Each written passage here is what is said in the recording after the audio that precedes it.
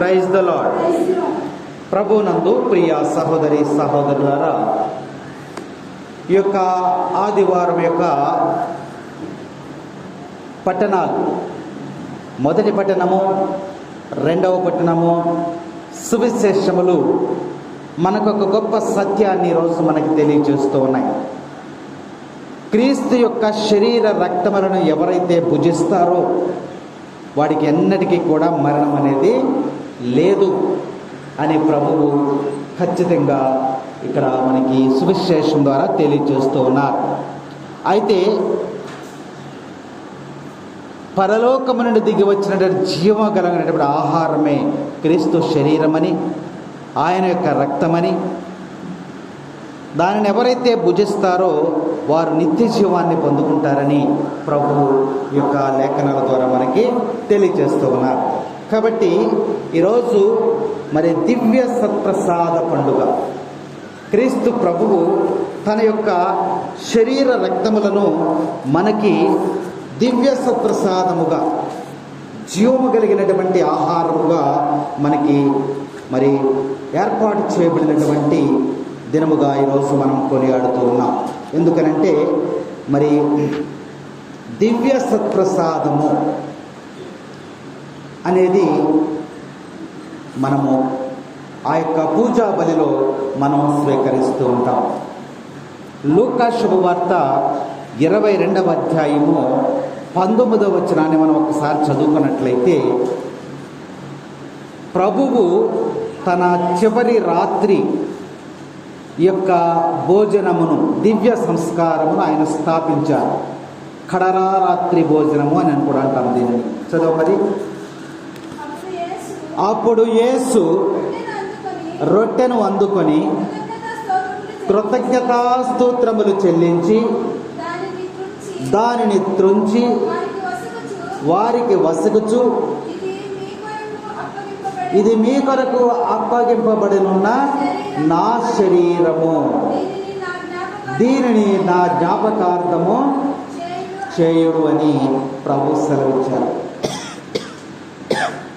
దివ్య పూజ జరిగేటప్పుడు, ఆ పూజలో మనం పాల్గొన్నప్పుడు ఆ గురువు చేసేటువంటి ఆ యొక్క బలి అర్పణలో ప్రభు పలికేటువంటి మాటలునే యొక్క గురువు మనకి బలిపీఠము వద్ద ఆ యొక్క బలిని అర్పిస్తూ ఉంటారు. ఆ రొట్టెను తీసుకొని త్రుంచి ఆశీర్వదించి దాన్ని ఏం చేస్తున్నారు, మనందరి కోసం, మానవాళి అందరి కోసము ఆయన అర్పించారని లేఖనం మనకి తెలియజేస్తాము.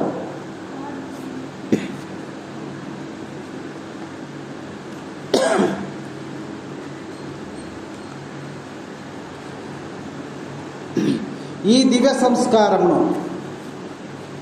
స్థాపించి ఆయన ఒక మాట చెప్తున్నారు మనకి. ఏమిటి అంటే ఆ మాట, ఆయన మరలా వచ్చు వరకు, ఆయన మరలా వచ్చు వరకు దీనిని మీరు పాటించండి. ఎప్పుడు వస్తారు ఆయన మరలా? ప్రభు ఎప్పుడు వస్తారు మరలా? రెండవ రాకడలో ఆయన మేఘారూఢుడై ఈ భూలోకానికి మరలా విచ్చేస్తారు. నేను మరలా వచ్చు వరకు మీరు దీనిని ఏం చేయాలి?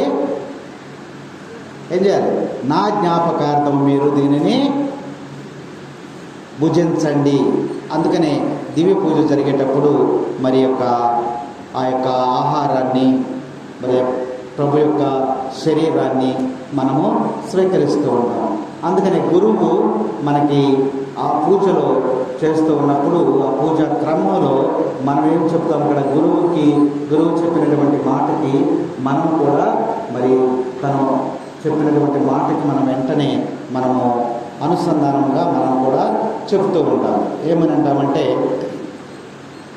ఆయన చెప్తారు కదా, ఇది నా జ్ఞాపకార్థము మీరు దీనిని స్వీకరించండి, భుజించండి అని చెప్పినప్పుడు, అలాగే నా జ్ఞాపకార్థము ఇదిగో ఈ రక్తమును మీరు పానము చేయడి అని చెప్తారు. అది అయిపోయిన తర్వాత ఆ పూజలో మనం ఏంటాం, ఇది విశ్వాస రహస్యము. ఏంటిది ఇది? నీలో విశ్వాసం ఉండాలంటే ఈ విశ్వాసంలో ఉన్న రహస్యం ఇదే. నేను మరలా వచ్చు వరకు కూడా నా జ్ఞాపకార్థమై నా శరీరమును భుజించండి, నా రక్తమును పానము చేయండి. ఇది విశ్వాస యొక్క రహస్యం. అప్పుడు మనం ఏమంటాం, నా యేసువా మీ మరణమును ప్రకటించదము, మీ ఉద్ధానమును మేము చాటెదము, నీవు మరలా వచ్చు వరకు మేము వేచి ఉందుము. అదే మనం పూజలో చెప్పేది. మరి దేవుడు సెలవిచ్చినటువంటి మాట ప్రకారము మనం అక్కడ దివ్య సత్ప్రసాదాన్ని మనము స్వీకరిస్తూ ఉన్నాం.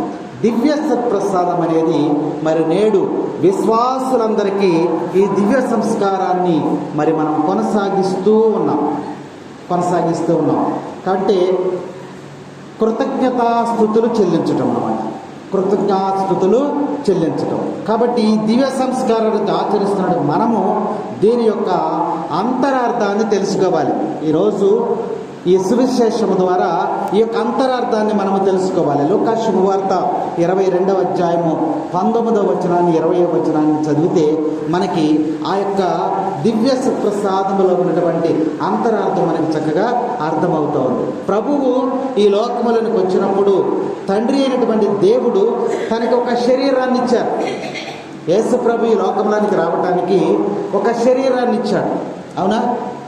యేసు ప్రభు మానవ రూపంలో జన్మించాడు. కాబట్టి ప్రభు అయినటువంటి క్రీస్తు తనకివ్వబడినటువంటి శరీరమునకై మరి స్తోత్రాలు చెల్లిస్తూ ఆ రొట్టెను త్రుంచి ఇది నా శరీరము అని ప్రభు చెప్పాడు.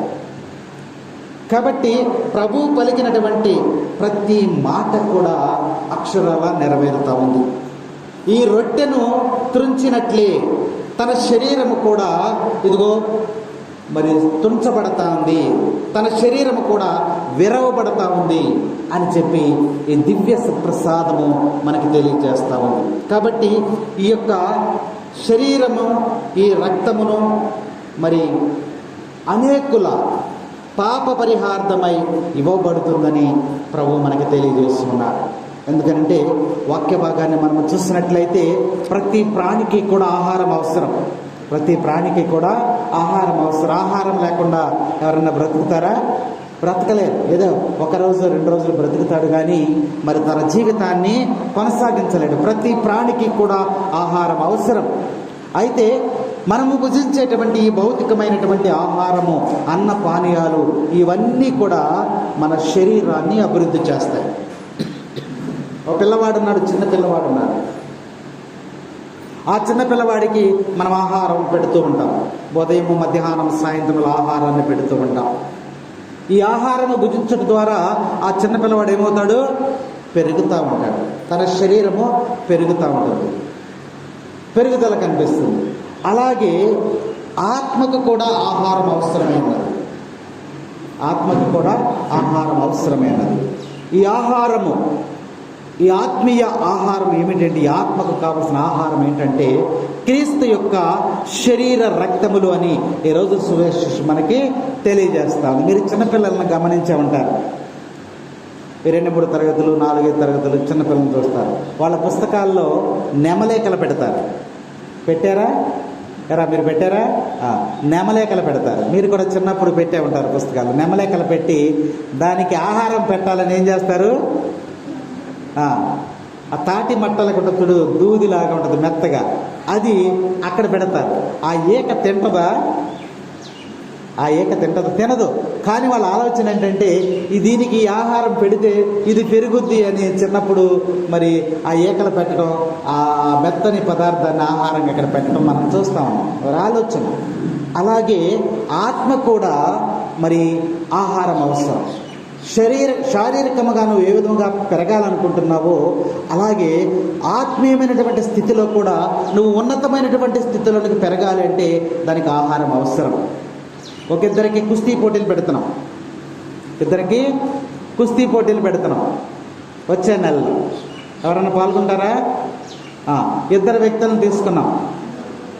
మీరు ఒక వ్యక్తిని తీసుకున్నారు, నేను ఒక వ్యక్తిని తీసుకున్నా. ఆ కుస్తీ పోటీల్లో రాణించడానికి నేను ఒక వ్యక్తిని తయారు చేస్తున్నాను. కుస్తీ పోటీల్లో మరి గెలవాలంటే అతనికి నేనేం పెడుతున్నాను? ఆహారము ఉదయము, మధ్యాహ్నము, సాయంత్రము పాలు, పండ్లు, మాంసాహారం ఇవన్నీ పెట్టి ఎక్సర్సైజ్ చేసి పుష్టిగా నేను తయారు చేస్తున్నాను. బలమైనటువంటి వ్యక్తిగా తయారు చేస్తున్నాను. ఇంకొక వ్యక్తి కూడా పాల్గొంటున్నాడు. ఆ వ్యక్తి మరి సరైనటువంటి ఆహారం నేను తీసుకోవటం లేదు, కానీ కుస్తీ పోటీల్లో పాల్గొంటానన్నాడు. తీరా నెల టైం అయిపోయింది. ఆ నెల టైం అయిన తర్వాత అక్కడికి తీసుకుని వచ్చి కుస్తీ పోటీలు చేస్తూ ఉన్నారు. చేస్తూ ఉంటే వీళ్ళిద్దరిలో ఎవరు గెలుస్తారు? వీళ్ళిద్దరిలో ఎవరు గెలుస్తారు? బలమైనటువంటి ఆహారం తీసుకుని పెంచి పోషించినటువంటి వాడు గెలుస్తాడు. ఇదిగో సరైన ఆహారం లేనటువంటి వాడు ఏమవుతాడు? ఓడిపోతాడు. కాబట్టి ఆధ్యాత్మికమైనటువంటి జీవితంలో కూడా నువ్వు ఓడిపోయే స్థితిలో ఉన్నావా? నువ్వు గెలిచేటువంటి స్థితిలో ఉన్నావా? ఇక్కడ మనం మాట్లాడుకునేది జీవాహారం గురించి, ఆత్మీయమైనటువంటి ఆహారం గురించి మనం మాట్లాడుతూ ఉన్నాం. నువ్వు ఓడిపోయేటువంటి స్థితిలో ఉన్నావా? గెలిచేటువంటి స్థితిలో ఉన్నావా? విజయమును పొందేటువంటి స్థితిలో ఉన్నావా? నశించిపోయేటువంటి స్థితిలో ఉన్నావా? బలహీనమైనటువంటి స్థితిలో ఉన్నావా? ఒకసారి నువ్వు జ్ఞాపకం చేసుకో. ఈ యొక్క బలమైనటువంటి ఆహారాన్ని నువ్వు పొందుకోవటం అంటే దివ్య సత్ప్రసాదాన్ని స్వీకరించటం, ఆత్మీయమైనటువంటి బలం. అలాగే దివ్య వాక్కును ఆలకించటం, ఆదివారం ఆరాధనలో పరిశుద్ధముగా పాటించటం, ప్రార్థనా జీవితాన్ని కలిగి ఉండటం, ఇవన్నీ కూడా నీకు బలాన్ని ఇస్తాయి అన్నమాట. ఆధ్యాత్మికమైన మార్గములో నువ్వు జీవించడానికి, బలపడటానికి ఇవన్నీ మార్గాలు. ప్రార్థనా జీవితం, దివ్య పూజలో పాల్గొని క్రీస్తు యొక్క శరీర రక్తాలను స్వీకరించటం, దేవుని యొక్క పరిశుద్ధ గ్రంథాన్ని నువ్వు పఠించటం, వాక్యానుసారం నువ్వు జీవించటం, వాక్యములో నువ్వు బలపడటం అనేది ఆత్మీయమైనటువంటి ఆహారం. కాబట్టి ఈ సమయంలో ఈ యొక్క శరీరం అనేది అంతమైపోతూ ఉంది. కొన్ని రోజులు పోయిన తర్వాత శరీరం ఏమైపోద్ది? అంతమైపోతుంది. నువ్వు వాటికి చికెన్ బిర్యానీ పెట్టి లేదా మటన్ బిర్యానీలు పెట్టి సుగంధ ద్రవ్యాలతో కూడిన ఆహారాలు పెట్టి శరీరాన్ని పెంచి పోషించి బలపరచవు. అది చివరికి ఏమైపోద్ది? అంతమైపోద్ది. కొన్ని సంవత్సరాల తర్వాత నువ్వు పెంచి పోషించినటువంటి ఆ శరీరం ఏమైపోద్ది? అంతమైపోద్ది. కానీ ఆత్మకు అంతము లేదు, ఆత్మకు మరణము లేదు. ఈ ఆత్మ అనేది ఎవరిచ్చారు? దేవుడిచ్చాడు. దేవుడిచ్చినటువంటి ఆత్మ ఎక్కడికి వెళ్ళాలి? మరలా దేవుని దగ్గరికే వెళ్ళిపోవాలి. మట్టి నుండి వచ్చినటువంటి శరీరం ఎక్కడికి వెళ్ళాలి? మట్టిలోనికే వెళ్ళిపోవాలి. కాబట్టి ఆత్మకు అంతము లేదు. అంతమయ్యేటువంటి శరీరానికే నువ్వు ఇంత ఆహారాన్ని ఇచ్చి పెంచి పోషిస్తూ ఉంటే అంతము లేనటువంటి ఆ యొక్క ఆత్మకు నువ్వు ఎంత ఆహారం ఇవ్వాలి? ఇది ఈరోజు వేసుకున్నటువంటి ప్రశ్న. ఆ ఆత్మకు ఆహారముగా మారిపోయాడు ఎవరంటే యేసుక్రీస్తు ప్రభు. దేవుని యొక్క ప్రతిరూపమే, క్రీస్తు యొక్క ప్రతిరూపమే ఈ దివ్య సత్ప్రసాదము. Praise the lord, praise the lord, praise the Lord. యేసు యొక్క సజీవ దేహమే దివ్య సత్ప్రసాదమని యొక్క పఠనం మనకి తెలియజేస్తూ ఉంది. సువిశేషములో 51వ వచనం ఒకసారి చదవండి. పరలోకము నుండి దిగి వచ్చిన జీవము కలిగినటువంటి ఆహారమును నేనే. ఏ ఆహారం అది? ఎక్కడి నుంచి వచ్చిందంట? పరలోకము నుండి వచ్చింది. మనందరం కూడా ఈ భూలోకంలో నుంచే వచ్చాం, భూలోకంలో నశించిపోతూ ఉన్నాం. కానీ క్రీస్తు ప్రభువు ఎక్కడి నుంచి వచ్చాడు? పరలోకము నుండి దిగి వచ్చినటువంటి జీవము కలిగినటువంటి ఆహారమును నేనే అని ప్రభు ఈరోజు సువిశేషం ద్వారా తెలియజేస్తూ ఉన్నాడు. అంటే యేసుక్రీస్తు ప్రభువు ఈ లోకములో జన్మించక పూర్వము ఎక్కడున్నాడు? ఆయన పరలోకములో ఉన్నాడు. తండ్రి దేవుని వద్ద ఉన్నాడు. తండ్రి దేవుడై ఉన్నాడు. ఈ భూలోకములోనికి ఎందుకు వచ్చాడు? ఆయన మానవాళిని రక్షించడానికి ఈ లోకంలోనికి వచ్చాడు. ఎందుకు వచ్చాడు ఈ లోకంలోనికి యేసయ్య అని మనం ఆలోచన చేస్తే యోహాను శుభవార్త 3వ అధ్యాయము 16వ వచనం ఒకసారి చదువుదాం. యోహాను శుభవార్త దేవుడు లోకమును ఎంతో ప్రేమించాడు, తన ఏకైక కుమారుని ప్రసాదించాడు. దేవుడు లోకమును ఎంత ప్రేమించాడంట? ఎంత చెప్పండి ఒకసారి. దేవుడు లోకమును ఎంతో ప్రేమించను. సరిపోదు. ఇది చాలా గొప్ప మాట, మంచి మాట. కాబట్టి దేవుడు లోకమును ఎంతో ప్రేమించనంటే అక్కడ ప్రేమ కనపడతలా. ఎంత ప్రేమ అంటే మన ఆలోచనకు అందనంత ప్రేమ. ఎంత ప్రేమ అంటే మన ఊహకు అందనంత ప్రేమ. అందుకని దేవుడు లోకమును ఎంతో ప్రేమించాడు. దేవుడు లోకమును ఎంతో ప్రేమించాడు. ప్రేమించి తన కుమారుని లోకములోనికి పంపించాడు. అయ్యా నువ్వు వెళ్ళు. ఆ యేసుక్రీస్తు ప్రభు ఈ లోకములోనికి ఎందువలన వచ్చాడు? దేవుడిని మనల్ని ప్రేమిస్తున్నాడు కాబట్టి. అవునా? దేవుడు మనల్ని ప్రేమిస్తున్నాడు కాబట్టి తన కుమారుని పంపించాడు. అవునా? కాబట్టి దేవుని యొక్క ప్రేమ మానవాళిలోకి మనుష్యుని రూపంలో వచ్చింది. ఆయనే యేసుక్రీస్తు ప్రభు. యేసుక్రీస్తు ప్రభు ఎవరు అంటే ప్రేమ. ప్రేమకు ప్రతిరూపం. తండ్రి మనలందరినీ లోకమును ప్రేమించనడు. లోకం అంటే ఎవరు? మనమే. లోకంలో మనందరం ఉన్నాం కదా, మనందరం కూడా. కాబట్టి మనందరినీ కూడా ప్రేమించాడు. మనం ఎవరిని ప్రేమిస్తాం? మనం ఎవరిని ప్రేమిస్తాం? ఈ పిల్ల చెప్పుద్ది వెనక అక్కడ నువ్వెవరిని ప్రేమిస్తావు? Very good, praise the Lord. వాళ్ళ అమ్మను ప్రేమిస్తుందంట. అవునా? తల్లిదండ్రులు బిడ్డలను ప్రేమిస్తారు, బిడ్డలు తల్లిదండ్రుల్ని ప్రేమిస్తారు. ఇది సహజమైనటువంటి ప్రేమ. నువ్వు ప్రేమించడమే కాదు, కుక్క పిల్లలను ప్రేమిస్తుంది, మేక పిల్లలను ప్రేమిస్తుంది, గేదె పిల్లలను ప్రేమిస్తుంది, పక్షులు, జంతువులు, సమస్త మానవాళి, ప్రతి ప్రాణికోటి కూడా తన బిడ్డల్ని ప్రేమిస్తుంది. ప్రేమ. ఈ ప్రేమ ఎక్కడి నుంచి వచ్చిందంటే ప్రేమ దేవుని నుండి పుట్టింది. ప్రేమ ఎక్కడి నుంచి పుట్టింది? దేవుని వద్ద నుండి వచ్చింది ఆ ప్రేమ. నా తండ్రి నన్ను ప్రేమించినట్లే మీరు ఒకరినొకరు ప్రేమించుకోనండి. ఇది సహజమైనటువంటి ప్రేమ. అలాగే యవనస్తులు ఉన్నారు. ఇప్పుడు అందరూ కూడా లవర్స్ అంటున్నారు. ఏమంటున్నారు? లవర్స్. ప్రేమించుకుంటున్నారు, పెళ్ళిళ్ళు చేసుకుంటున్నారు. అంత ప్రేమను వలకబోసినటువంటి వారు మరి కలిసి ఉంటున్నారా? మధ్యలోనే ప్రేమ తగ్గిపోతుంది, వెంటనే డైవర్స్కి వెళ్ళిపోతున్నారు. ఇప్పుడు ఉన్నటువంటి ఈ యొక్క యువకులలో మరి ఎక్కువగా మనం చూస్తూ ఉన్నాం. ఇది శరీర సంబంధమైనటువంటి ప్రేమ. ఆ స్త్రీ పురుషులలో, యవనస్తులలో ఉన్నటువంటి శరీర ఆకర్షణను బట్టి వాళ్ళు ప్రేమిస్తున్నారు. అది శరీర సంబంధమైనటువంటి ప్రేమ. స్నేహితుల మధ్య ప్రేమ కూడా ఉంది. ఇద్దరు స్నేహితులు ఉంటారు, ఫ్రెండ్షిప్ చేస్తారు. అది ప్రేమపూర్వకమైనటువంటి స్నేహితుల ప్రేమ. కాబట్టి సహజమైనటువంటి ప్రేమ, శరీర సంబంధమైనటువంటి ప్రేమ, లేదా ఈ స్నేహితుల యొక్క ప్రేమ, వీటన్నిటిని మించినటువంటిది దేవుని యొక్క ప్రేమ. అది పవిత్రమైనది, యథార్థమైనది, కపటము లేనిది, శాశ్వతమైనటువంటి ప్రేమ. Praise the lord, praise the lord.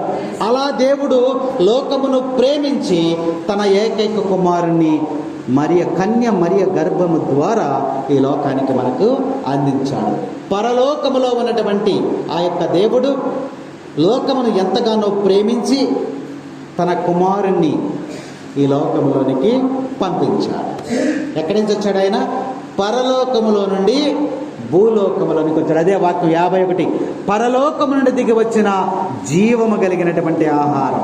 ఆహారము వేరు, జీవము కలిగినటువంటి ఆహారము వేరు. జీవం అంటే ఏంటి?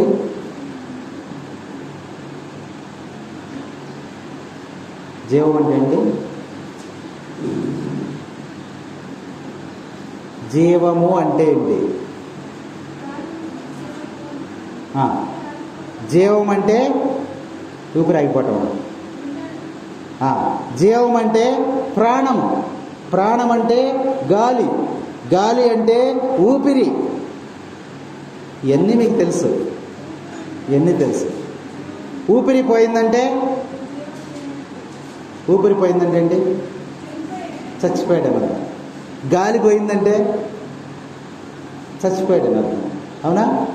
జీవం పోయిందంటే చచ్చిపోయినట్టే. కాబట్టి ఈరోజు మనము సజీవుల లెక్కలో ఉన్నాం, జీవించి ఉన్నాం. కాబట్టి జీవము కలిగినటువంటి ఆహారమును నేనే అని ప్రభు స్వయంగా చెప్తూ ఉన్నాడు. ఆ ప్రభువుని, జీవము కలిగినటువంటి ప్రభువుని మనము స్తుతించాలి, గణపరచాలి, ఆరాధించాలి, స్వీకరించాలని చెప్పి ఈరోజు సువిశేషం ఏమంటుందంటే స్వీకరించాలి. పరలోకము నుండి దిగి వచ్చినటువంటి ఆహారమును నేను, నా ఆహారమును తర్వాత చదువు, తర్వాత వాక్యం. ఈ ఆహారమును ఎవడేని భుజించినచో వాడు నిరంతరము జీవించును. ఈ లోకము జీవించుటకు నేను ఇచ్చు ఆహారము నా శరీరమని మీతో నిశ్చయముగా చెప్పుచున్నాను. కాబట్టి ఎవరైతే ఈ ఆహారాన్ని భుజిస్తారో, దివ్య పూజలో పాల్గొని క్రీస్తు యొక్క శరీరాన్ని ఎవరైతే స్వీకరిస్తారో వారికి ఏం జరుగుతుందంటమ్మా? నిరంతరము జీవించును. ఇక్కడ మనకు ఒక డౌట్ వస్తుంది. నేను పూజకి వెళ్ళిపోయి చక్కగా దివ్యాస్త్ర ప్రసాదాన్ని స్వీకరిస్తే ఇక నాకు మరణం లేదు, నేను ఎప్పుడూ బతికే ఉంటాను అని అనుకుంటున్నారా? అది కాదు ప్రభు చెప్పేది. ఆత్మకు, నీ ఆత్మ నరకములోనికి వెళ్లకుండా, శరీరం చనిపోద్ది. దివ్యాస్త్ర ప్రసాదాన్ని నువ్వు తీసుకున్నా, ప్రభు యొక్క శరీరాన్ని నువ్వు స్వీకరించినా, స్వీకరించకపోయినా, భుజించినా, భుజించకపోయినా శరీరం ఏమవుద్దమా? చనిపోతుంది, మట్టిలో కలిసిపోతుంది. కానీ ఆత్మ ముందు చూసావా? ఎప్పుడైతే ఆత్మీయమైనటువంటి ఆహారాన్ని నువ్వు విశ్వాసంతో స్వీకరిస్తున్నావో ఆ ఆత్మ బలపడి ఆ ఆత్మకు మరణము లేకుండా ఎక్కడికి వెళ్తుందంట? పరలోకములోనికి వెళుతుంది. నరకములోనికి వెళ్లకుండా పరలోకములోనికి వెళ్తుంది. అందుకనే పరలోకము నుండి దిగి వచ్చినటువంటి ఆహారమును నేనే అనలేదు ఆయన. ఏమన్నాడు? పరలోకము నుండి దిగి వచ్చినటువంటి జీవము కలిగినటువంటి ఆహారమును నేనే. ఆయన ఆహారంలో జీవం ఉంది, ఆయన ఆహారంలో ప్రాణం ఉంది, ఆయన ఆహారంలో ఊపిరి ఉంది. కాబట్టి నువ్వు విశ్వాసముతో ఆ ఆహారాన్ని స్వీకరించాలి. జీవంగల దేవుని స్తుతించుదాం, నిత్య జీవమిచ్చే దేవుని స్తుతించుదాం. జీవంగల దేవుని స్తుతించుదాం, నిత్య జీవమిచ్చు దేవుని స్తుతించుదాం. స్తుతించుదాం, స్తుతించుదాం. హల్లెలూయా గీతాలతో స్తుతించెదాం, హల్లెలూయా గీతాలతో స్తుతించెదాం. జీవంగల దేవుని స్తుతించెదాం, నిత్య జీవమిచ్చు దేవుని స్తుతించెదాం. జీవం పోసిన దేవుని స్తుతించెదాం.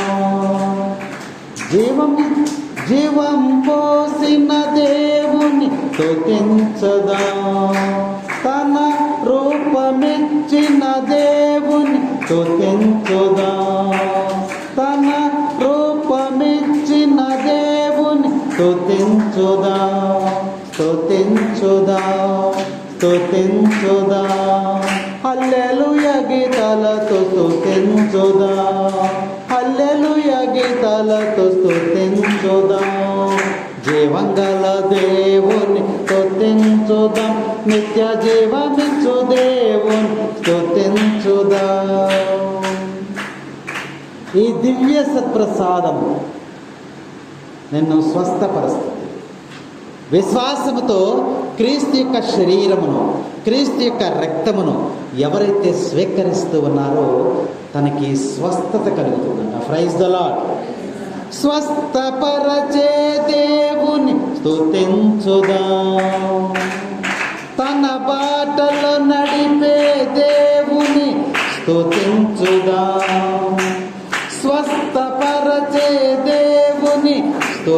స్తుతించుదాం.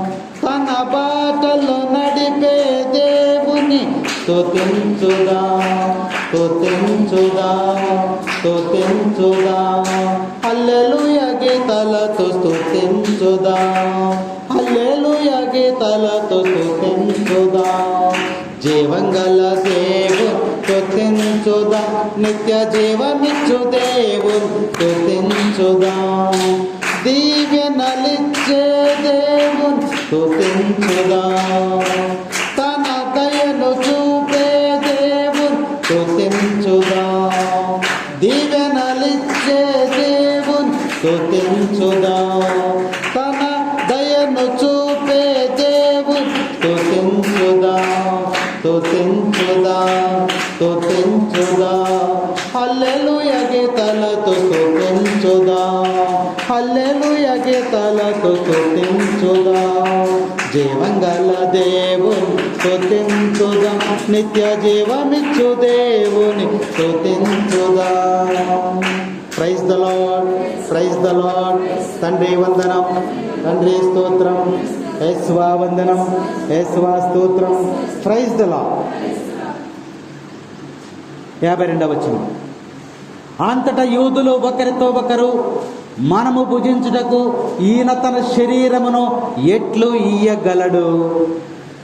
ఇదేంటి, ఈయన ఎలా చెప్తాడండి? ఏదో మటన్ ఇస్తాం, చికెన్ ఇస్తాం, ఫిష్ ఇస్తాం, వెజిటబుల్స్ ఇస్తాం, ఇవి ఇస్తే మనం భుజించవచ్చు, కానీ రొట్టెలు ఇస్తే ఇవి భుజించవచ్చు, కానీ ఈయనంటే నా శరీరాన్ని భుజించండి అంటున్నాడు. శరీరాన్ని ఎవరైనా తినడానికి ఇస్తారా? అయినా ఈయన శరీరాన్ని ఎలా ఇస్తాడు ఈయన అనేటువంటి వాదన యూదులు మాట్లాడుకుంటూ ఉన్నారు. యూదులలో వచ్చినటువంటి ప్రభువు మాట్లాడిన ప్రతి చోట కూడా సణుగుడు గొణుగుడు మొదలైంది. మరణించిన లాజరు తిరిగి వస్తాడంటే ఈయనెవరు మరణించిన లాజరు తిరిగి లేపడానికి అనే వాదన ప్రతి చోట కూడా. ప్రభువు పలికినటువంటి మాట మీద అక్కడ ఉన్నటువంటి యూదులందరూ కూడా ఈయన ఎవరు, అసలు ఈయన శరీరాన్ని మనకు ఎలా ఇస్తాడు అని చెప్పి ఇక్కడ వాదన జరుగుతూ ఉంది. అయితే దివ్య ప్రసాదముల గురించి కథోలికులుగా మనకి తెలియకుండా ఉండకూడదు. కథోలికులుగా మనందరికీ కూడా దివ్య సత్ప్రసాదముల గురించి తెలిసి ఉండాలి. ఎందుకనంటే ఈ దివ్య సత్ప్రసాదం అనేది గోధుమ యొక్క రొట్టె, అప్పము, ద్రాక్షారసం, ఇవే కదా. దివ్య పూజలో ఫాదర్ గారు వాడే ఒక అప్పాన్ని తీసుకున్నారు, గోధుమలతో తయారు చేయబడినటువంటి అప్పాన్ని తీసుకున్నారు. ద్రాక్షాల నుండి తీసినటువంటి ద్రాక్షారసమును తీసుకున్నారు. దివ్య పూజలో బలి సమర్పించేటప్పుడు ఇక్కడ 3 రకాలైనటువంటి క్రియలు జరుగుతూ ఉంటాయి. దివ్య సత్ప్రసాదము జరిగేటప్పుడు, దివ్య పూజ జరిగేటప్పుడు 3 అంశాలు ఉంటాయి. మీరు ఎప్పుడైనా గమనించారో లేదో. మొట్టమొదటిది బలి అర్పణ. ఫాదర్ గారు గురువు చేసేది ఏంటంటే బలి అర్పణ. పూజా పీఠముపై దేవునికి అర్పించేటువంటి వస్తువులు ఉంటాయి అక్కడ. అప్పము, ద్రాక్షారసం, అప్పము, ద్రాక్షారసం. ఈ అప్పమును పైకెత్తి దేవునికి అర్పిస్తూ ఉన్నారు, ద్రాక్షారసమును పైకెత్తి దేవునికి అర్పణ చేస్తూ ఉన్నారు. ఇది బలి అర్పణ అంట, మొదటి దశ. రెండవ దశను చూసినట్లయితే దివ్య సాక్షాత్కారం. మీరు పూజలో పాల్గొన్నప్పుడు ఈ 3 కూడా మీరు జ్ఞాపకం చేసుకోవాలి. మనం ఏం చేస్తామంటే పక్కలతో మాట్లాడుతూ ఉంటాం. అందుకనే ఒక విషయం కూడా అక్కడ ఉన్న మాస్టర్ గారు కానీ ఫాదర్ గారు కానీ మనకు ఒక విషయాన్ని తెలియజేస్తారు. ఎవరు మాట్లాడవద్దు, నడి పూజలో ఉన్నామని చెప్తారు. మీరు వినేయమంటారు ఈ మాటను. అంటే దేవుడు పరలోకము నుండి దిగి వచ్చేటువంటి సమయం. బలి అర్పించేటప్పుడు పరలోకము నుండి బలిపీఠం మీదకి దిగి వచ్చేటువంటి సమయము. అప్పుడు అందరూ కూడా మౌనముగా ఉండండి, నిశ్శబ్దముగా ఉండండి అని హెచ్చరిక కూడా మనం చేస్తూ ఉంటాం.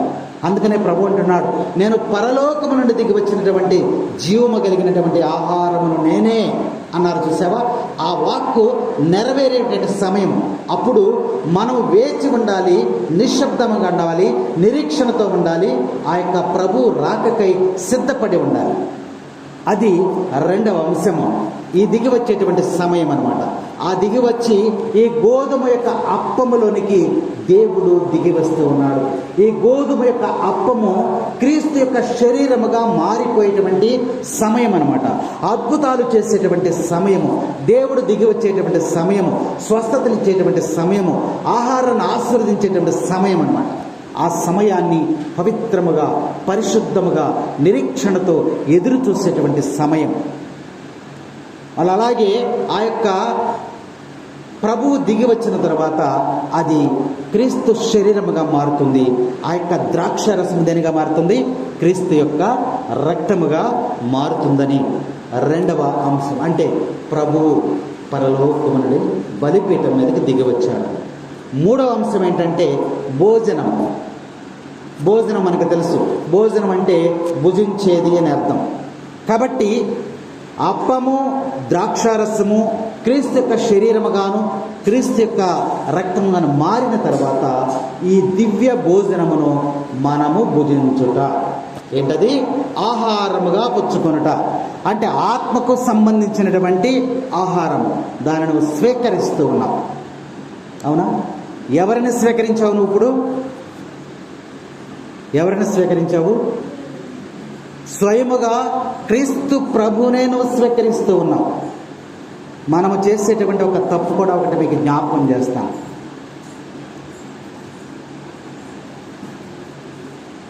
ఏమిటంటే, క్రీస్తు శరీర రక్తాలను స్వీకరించిన తరువాత పూజలో పాల్గొంటారు. క్రీస్తు శరీరక రక్తాలను స్వీకరించిన తరువాత కిందకు వంగి కాళ్ళ మీద చేయి పెట్టి ప్రార్థన చేస్తారు. అలా చేయకూడదు. గురువు పాదాల మీద పడి దండం పెట్టుకున్నాడు. నువ్వు స్వయముగా ఎవరిని స్వీకరించావు?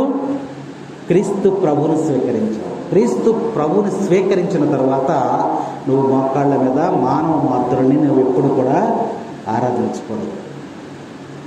గన్నవరంలో దివ్య సప్రసాద ఆరాధన జరిగేటప్పుడు కేసరపల్లి ఫాదర్ గారు ముందుగా ఈ విషయాన్ని తెలియజేశారు. క్రీస్తును ఎవరిని స్వీకరిస్తున్నావు? దివ్య సత్ప్రసాదాన్ని యేసు ప్రభుని స్వీకరిస్తున్నావు. యేసు ప్రభుని స్వీకరించిన తర్వాత మానవ మాతృల యొక్క పాదాలను నువ్వు తాకకూడదు అనే విషయాన్ని మనం కూడా జ్ఞాపకం చేసుకోవాలి. మిగిలిన సమయాల్లో వారు అభిషిక్తులు కాబట్టి ప్రార్థన చేయమని పాదాలు తాకొచ్చు, వస్త్రాన్ని తాకొచ్చు, అన్నీ తాకొచ్చు. కానీ ఎప్పుడైతే నువ్వు క్రీస్తు ప్రభు యొక్క దివ్య సత్ప్రసాదాన్ని, శరీరము రక్తమును స్వీకరించి మానవ మాతృల యొక్క పాదాలను నువ్వు తాకకూడదు. గొప్ప వ్యక్తి నీలో ఉంటే సామాన్యమైన వ్యక్తి నువ్వు వెంటనే ఆ యొక్క పాదాలు తాకకూడదనే సత్యాన్ని మనం తెలుసుకోవాలి. కాబట్టి ఈ దివ్య పూజలో ఎన్ని విషయాలు ఉన్నాయమ్మా? ఎన్ని భాగాలు ఉన్నాయి? 3 భాగాలని. ఒకటేంటి రేపు వచ్చేవారం మనకి పూజ ఉంది. మొదటిదేంటి? బలి అర్పించుట. రెండవది దివ్య సాక్షాత్కారము, దేవుడు దిగి వచ్చుట, దివ్య సాక్షాత్కారం. మూడవది భోజనం. ఈ 3 విషయాలు గుర్తుపెట్టుకోండి. ఓకేనా? ఎన్నోని? 3 అంశాలు ఉన్నాయి. ఒకటి బలి అర్పించుట, దివ్య సాక్షాత్కారము, మూడవది భోజనం అనేది. కాబట్టి క్రీస్తు చనిపోక ముందు శిష్యులందరినీ కూడా ఒక చోట కూర్చోబెట్టి అంతిమ భోజనాన్ని ఏర్పాటు చేశారు.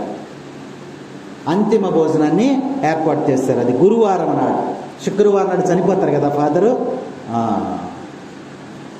గురువు యేసు ప్రభువు ఆ ముందు రోజు శిష్యులందరూ కూడా పిలిచి ఏం చేశారు?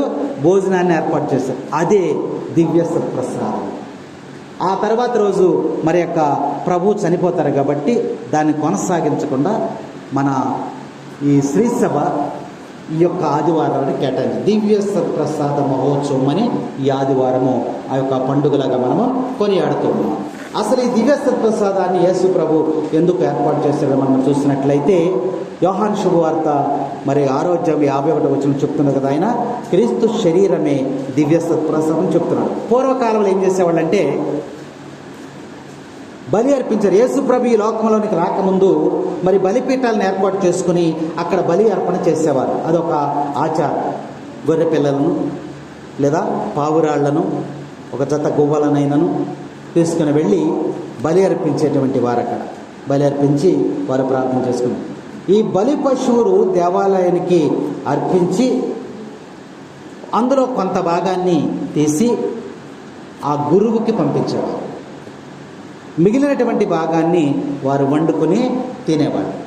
వారి యొక్క ఉద్దేశం ఏంటంటే దేవునికి బలిగా అర్పించినటువంటి యొక్క మాంసములో దేవుడు ప్రవేశించు ఉన్నాడని ఆ మాంసాన్ని అందరూ కూడా తినేవాడు. అది క్రీస్తు ప్రభు ఈ లోకంలోనికి రాకముందు బలి అర్పణ అలా ఉండేది. అందుకనే దేవుడు అబ్రహాముని బలిమ్మని అడిగాడు కదా, బలిమ్మని అడిగాడు. ఎవరిని అడిగాడు? తన కుమారుణ్ణి బలి అర్పించమన్నాడు. తీసుకెళ్ళాడు కదా, కొండ మీదకి తీసుకెళ్ళాడు. బలి అర్పించే సమయంలో దేవుడు ఏమిచ్చాడు? అక్కడ గొర్రె పొట్టేళ్ళని ఇచ్చాడు. కాబట్టి దేవునికి బలి అర్పించినప్పుడు ఇది దేవునికి బలి అర్పించాం కాబట్టి దేవుడు ఇందులో నివాసం ఉన్నాడు, ఇందులో ఉన్నాడు దేవుడు అనే విశ్వాసంతో అది దేవుడు మరి ప్రవేశించి ఉన్నాడని విశ్వాసంతో వారు భుజించేవాడు. కానీ యేసు ప్రభు వచ్చిన తర్వాత యేసు ప్రభు మరి బలి పశువుగా సిలువనెక్కి మానవాళి యొక్క పాపములన్నిటినీ కూడా క్షమించడానికి, పాపాలన్నీ కూడా తన మోసి మన పాప భారాన్ని ఆయన భుజస్కంధాల మీద వేసుకొని మనము పాపముల నుంచి విముక్తి చెందటానికి బలి పశువుగా యేసు ప్రభు మనందరి నిమిత్తము బలయ్యాడు. బలయ్యి ఇదిగో నా శరీరము, ఇదిగో నా రక్తం అని ఆ యొక్క విందులో మీరు పాల్గొనండి అని దేవుడు మనకి తెలియజేస్తున్నాడు. కాబట్టి అక్కడ బలి పశువు గొర్రె పొట్టేలైతే ఇదిగో ఈ నూతన వేదములో ఈ యొక్క బలి పశువు క్రీస్తు ప్రభు అని ఈరోజు దివ్య సత్ప్రసాద పండుగ మనకి తెలియజేస్తుంది. కాబట్టి దివ్య సత్ప్రసాదం స్వీకరించినప్పుడు ఆ యొక్క అనుభవాన్ని మనం కలిగి ఉండాలి. ఆ యొక్క అనుభవం మనకి రావాలి. ఏదో వస్తున్నామో తీసుకుని వెళ్ళిపోతున్నామని కాదు. ఒక అనుభవం ఏంటంటే నా కోసము ప్రభువు మరణించాడు, నా పాపముల నిమిత్తము ప్రభువు మరణించాడు, లేకపోతే నేను మరణించవలసి వచ్చేది.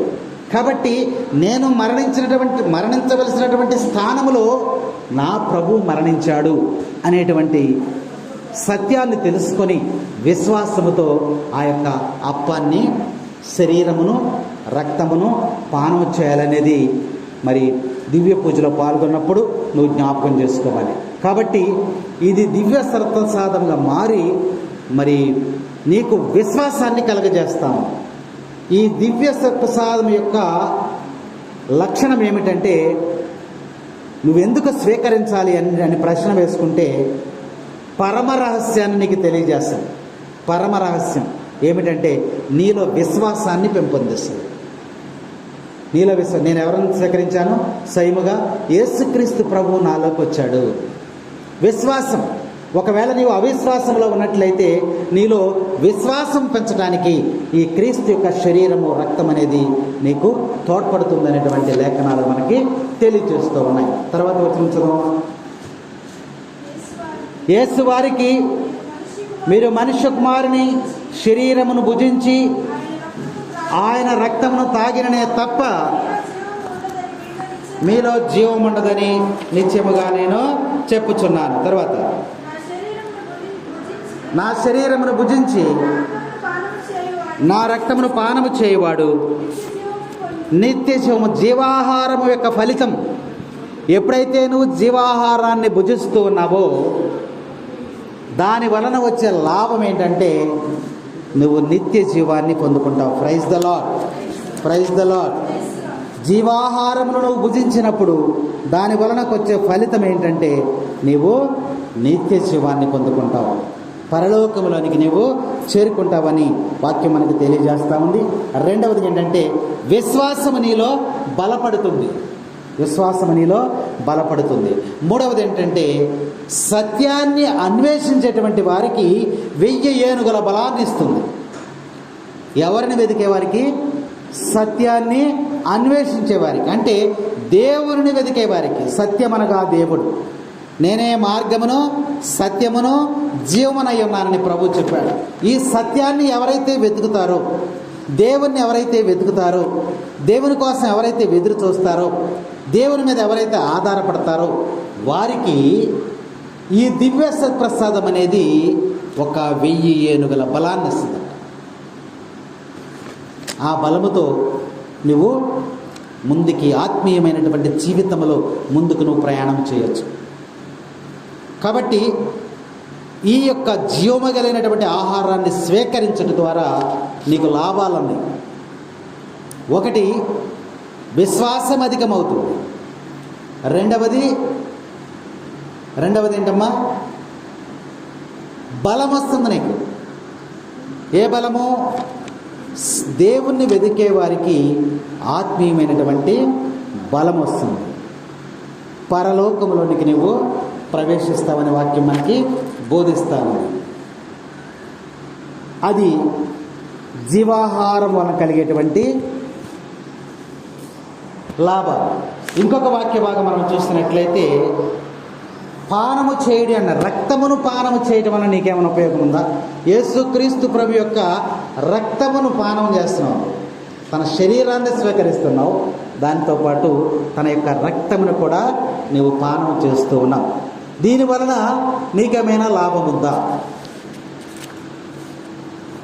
మనం వస్తున్నాం, తీసుకుంటున్నాం, వెళ్ళిపోతున్నాం.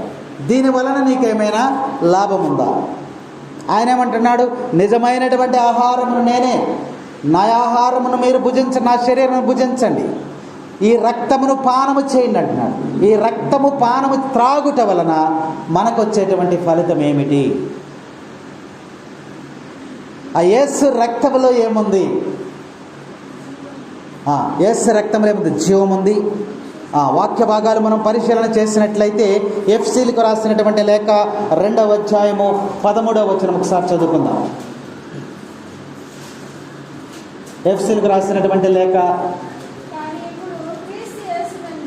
క్రీస్తు యేసునందు